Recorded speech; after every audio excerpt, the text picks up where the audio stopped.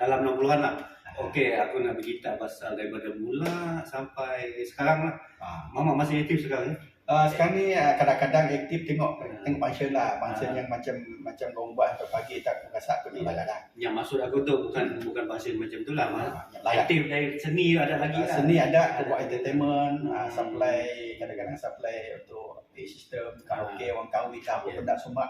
Tapi banyak orang tak kenal aku sebab aku buat di luar, banyak orang Melayu lah. Tapi main mama terkenal zaman tu. Okey lah kita cerita perluasan seni daripada umur mama bapa tahun berapa ingat lagi? Aku keluar sekolah, masuk sekolah di Sekolah Menengah Datuk Abdul Manap dekat Johor, main tahun aku tahun 71 lah.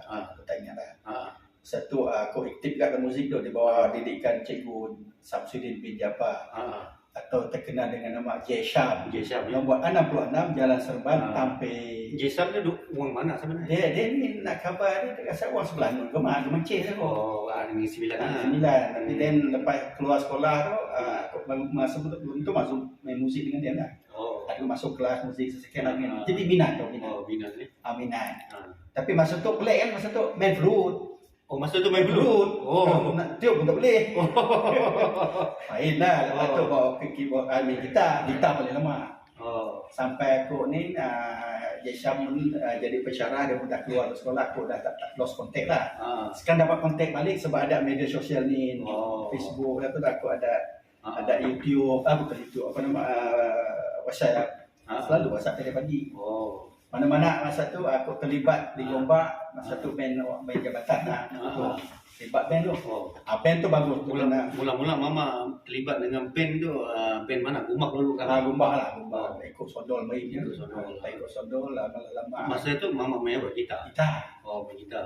Gitar utama kan? Rhythm kan? Tong-tong-tong-tong-tong-tong ya kan? Tong-tong begitu betul. 60-an betul ikut ni. Ada apa daripada ni? Sedap. 60-an, kalau kita buat 60-an biar betul. Ya, masa band tu berapa lama? Itu band Gombak rasa aku dalam 4 tahun ada lah. 4 tahun. Tapi aku dah berpindah ke Selangor. Bukit Rajan lah betul. Pindah kerja aku aktif pula dengan ni lah, dengan band-band luar lah. Band-band ni.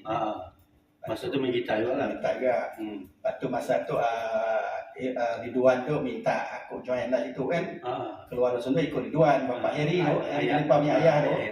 Dia main keyboard, aku main gitar. Main gitar lah. Gitar yang aku punya arwah Tan main bass, Mazin penyanyi macam tu.